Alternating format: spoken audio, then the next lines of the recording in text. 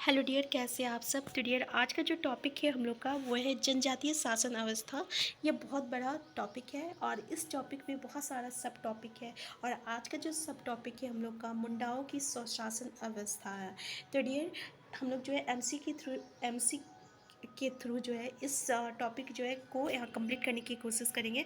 और जो भी इम्पोर्टेंट सिर्फ क्वेश्चन आंसर ही नहीं, जो जो इम्पोर्टेंट पॉइंट रहेगा जो कि हमें जानना है, उन सब पॉइंट पे हम लोग यहाँ पर डिस्कस करेंगे। ठीक है, तो स्टार्ट करते हैं। पहला देख लीजिए कि मुंडाओं का निवास स्थान निम्न में से किस क्षेत्र में है। ठीक है, रांची में, सिंहभूम में, हजारीबाग में। तो ये तीनों जगह पे है। इन तीनों के अलावा अगर आपको पलामू दिख जाए तो पलामू भी है, और धनबाद। ठीक है, पलामू और धनबाद, तो देखिए याद कर लीजिए, रांची, सिंहभूम, हजारीबाग, पलामू, धनबाद, ये पाँचों है। ठीक है, तो डियर, ये जिसका भाषा जो है ना मुंडारी है। अब मुंडारी कौन सा भाषा में आता है, तो मुंडारी जो है ना वो आपका ऑस्ट्रो एशियाटिक में आता है। ऑस्ट्रो एशियाटिक, थोड़ा सा हम आपको बात करते हैं कि देखिए, अगर भाषा परिवार दो तरीके का होता है ना, एक ऑस्ट्रो एशियाटिक हो गया, एक द्रविड़ हो गया। इसी में से पूछा जाता है। तो द्रविड़ भाषा में कौन सा आता है, द्रविड़ भाषा में आपका जैसे कि उड़ाव जनजाति है। पता है उड़ाव जनजाति का भाषा क्या है, इसका ना भाषा कुडुक है। ठीक है, इसका भाषा क्या हो गया, कुडुक हो गया। और मालतो हो गया, सॉरी पहाड़िया हो गया, पहाड़िया हो गया। तो ये जो पहाड़िया है इसका भाषा क्या है, आपका मालतो है। ठीक है, तो ये कुड्डुक और मालतो ये दोनों कौन भाषा परिवार से आते हैं, तो ये द्रविड़ भाषा परिवार से आते हैं। ठीक है, तो उससे याद रखिएगा उड़ाव, जिसका भाषा मालतो है, और प से पहाड़िया, जो कि माल पहाड़िया, सौर पहाड़िया, पहाड़िया, इसका भाषा मालतो है। और ये सब द्रविड़ भाषा परिवार से आता है, तो उपपद याद रखिएगा। ठीक है, तो और ये जो उड़ाव और पहाड़िया हो गया, ये कौन सा, ये जनजातीय कौन सा भाषा से आएगा, कौन सा भाषा परिवार से आएगा, तो द्रविड़ भाषा परिवार से आएगा। इसके अलावा जो भी आपको मुंडा दिखे या कुछ भी दिखे, ठीक है, तो याद रखिएगा वो किस में आ जाएंगे, वो आपका एस्ट्रो एशियाटिक में आ जाएगा। ठीक है, तो यहाँ पे मुंडारी भाषा किस में आ जाएगा, आपका एस्ट्रो एशियाटिक भाषा में आ जाएगा। ठीक है, तो क्लियर है, बस उपपद याद रखिएगा। उड़ाव और पहाड़िया ये दो समूह हैं, और उड़ाव का कुड्डुक भाषा है, पहाड़िया का मालतो है। ठीक है, पहाड़िया में हर तरीके का आ जाएगा, माल पहाड़िया आ गया, शौर्य पहाड़िया आ गया, पहाड़िया आ गया, इसका भाषा क्या हो गया, मालतो आ गया। और ये कुटुक भाषा परिवार द्रविड़ भाषा परिवार से है। इसके अलावा आपको कोई भाषा दिखे तो वो आपका एस्ट्रो एशियाटिक भाषा समूह से परिवार से आएगा। नेक्स्ट क्वेश्चन है, मुंडाओं की स्वशासन व्यवस्था में निम्न में से किस प्रकार के मामलों का निपटारा किया जाता है। देखिए यहाँ पे जो है स्वशासन व्यवस्था में हर तरीके का करेगा, जरूरी थोड़ी है कि सिर्फ धार्मिक ही करेगा या आपराधिक ही करेगा। तो ये सामाजिक भी करेगा, धार्मिक भी करेगा, आपराधिक भी करेगा। तो आंसर डी हो जाएगा इसका करेक्ट आंसर। ठीक है, नेक्स्ट क्वेश्चन देखिए कि मुंडा शासन अवस्था में गाँव का प्रधान जो है कौन होता है। ये क्वेश्चन पूछा जाता है कि गाँव का प्रधान कौन होता है। तो इसमें गाँव का जो प्रधान है ना मुंडा शासन अवस्था में, मुंडा ही होता है। ठीक है, मुंडा ही होता है, याद रखिएगा। और ये हर एक तरीके का कार्य को करता है, जैसे कि प्रशासनिक, न्यायिक या सामाजिक कार्य गांव का जितना भी रहता है, इसका दायित्व जो रहता है मुंडा को ही होता है।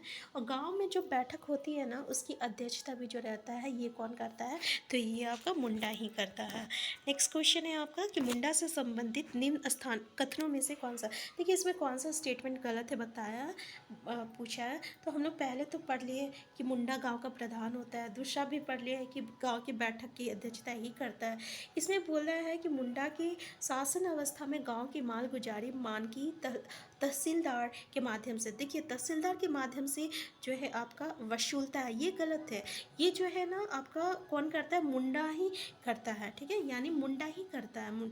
तो वो क्या करता है, मुंडा करता है, फिर कर्मचारी के माध्यम से वो क्या करता है, जो अंचल होता है ना, अंचल कार्यालय, वहाँ पे वो जाके जमा करता है। ठीक है, नेक्स्ट है, मुंडा के शासन अवस्था में कई गांव यानी लगभग 12 से लेके 20 गांव को मिलाकर क्या एक संगठन बनाता है, उसको हम लोग किस नाम से जानते हैं, तो पता है उसको हम लोग किस नाम से जानते हैं, उसको ना हम लोग पढ़ा पंचायत के नाम से, सॉरी पढ़ा के नाम से जानते हैं। ठीक है, किसका, पढ़ा के नाम से हम लोग जानते हैं। और पढ़ा पंचायत शासन में क्या होता है ना, 9 से जो 12 गांव होता है ना, पढ़ा पंचायत गांव में जो 9 से 12 गांव को रहता है ना, उसको हम लोग क्या कहते हैं, उसको पढ़ा कहते हैं। ठीक है, पढ़ा पंचायत कहते हैं। और एक बात याद रखिएगा, ये जो मुंडा मानकी शासन अवस्था होता है, ठीक है, इसमें 12 से लेकर जो 20 गांव होते हैं ना, 12 से 20 गांव, के समूह को हम लोग पिंड कहते हैं। क्या कहते हैं? पिंड कहते हैं। ये आपका मुंडा मान की शासन अवस्था का बात कर रहा है। नेक्स्ट हम लोग बात थोड़ा सा देखते हैं मांझी शासन अवस्था। मांझी शासन अवस्था में 15 से लेकर जो 20 गांव का समूह होता है उसको हम लोग प्रेग्नेट कहते हैं। क्या कहते हैं? प्रेग्नेट कहते हैं। ठीक है, क्लियर है। नेक्स्ट है आपका मुंडा शासन अवस्था के बारे में निम्न में से कौन सा कथन आपका असत्य है? पहला देखिए कि पढ़ा के प्रधान को मानकी कहा जाता है। अब यहाँ पे मुंडा शासन व्यवस्था के बारे में बोल रहा, तो पढ़ा के प्रधान को क्या है? मानकी कहा जाता है।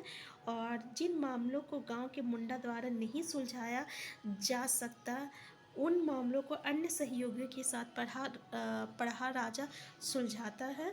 ठीक है। और मुंडा जो है बाहरी कार्यों या मामलों में गांव का प्रतिनिधित्व करता है और इनमें से कोई नहीं। तो देखिए कि कौन सा कथन जो है असत्य पे बोला है, तो इनमें से कोई नहीं आंसर होगा इसका, यानी सारा कथन जो है आपका इसका सही है। ठीक है। नेक्स्ट क्वेश्चन है मुंडा शासन अवस्था में कितने पढ़ों में एक राजा होता है? तो कितने पढ़ों में राजा होता है? तो याद रखिएगा 22 पढ़ों में एक राजा होता है। ठीक है। और गाँव के प्रधान को क्या कहते हैं? मुंडा कहते हैं। और 12 से लेकर 20 गाँव के समूह बनता है। अभी इससे पहले पढ़े कि उस समूह को हम लोग क्या कहते हैं?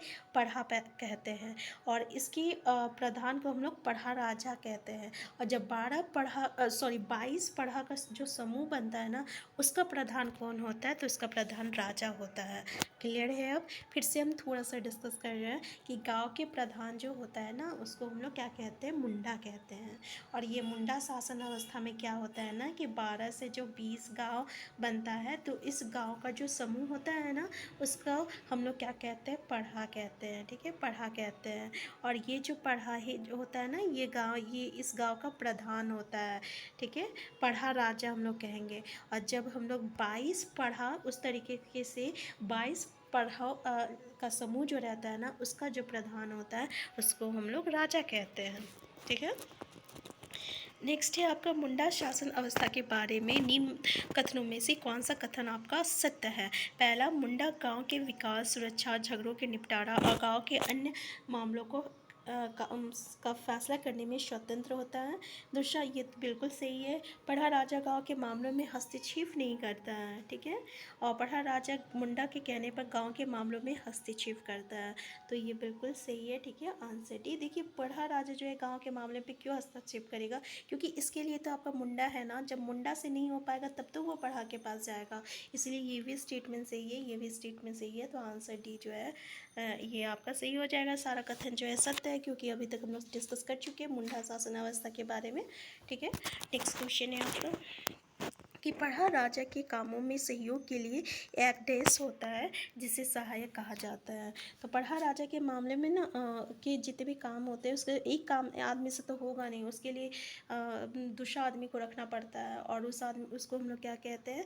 तो उसको हम लोग ठाकुर कहते हैं। ठीक है, क्या कहते हैं? ठाकुर कहते हैं। नेक्स्ट क्वेश्चन है दीवान निम्न में से किसका मंत्री होता है? तो दीवान देख लीजिए किसका मंत्री होता है, ये ना पढ़ा राजा का मंत्री होता है। दीवान किसका मंत्री होता है? तो पढ़ा राजा का मंत्री होता है। नेक्स्ट क्वेश्चन है डियर कि सिपाही और बरकंदाज निम्न में से किसके आदेश को गांव गांव में नोटिस शामिल करता है? तो देखिए किसके, तो याद रखिएगा दीवान के नोटिस से। नेक्स्ट क्वेश्चन है मुंडा शासन अवस्था में दरोगा का यहाँ पे नाम बोल दिया बाय मिस्टेक। निम्न में से कौन सा है? राजा के आदेश पर नोटिस जारी करना, और मुंडा की अनुपस्थिति में गांव के सभी कार्यों को करना, दीवान के आदेश पर गांव गांव नोटिस शामिल करना होगा, और सभा में प्रवेश करने वाले व्यक्तियों की जांच पड़ताल करना। तो आंसर डी जो है ये इसका सही है। ठीक है, तो याद रखिए, देखिए फिर से एक बार देख लीजिए कि सभा में प्रवेश करने वाले व्यक्तियों की जाँच पड़ताल करता है।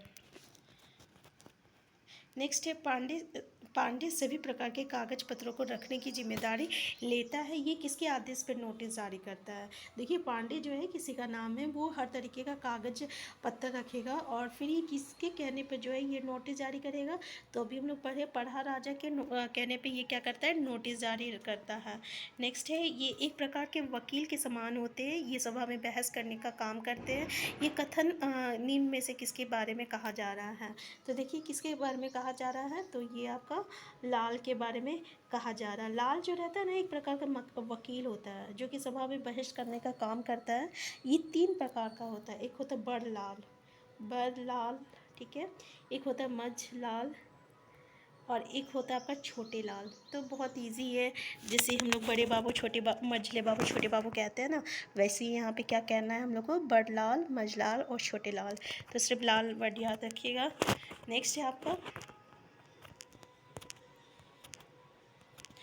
नेक्स्ट क्वेश्चन है डियर, क्वेश्चन नंबर 15।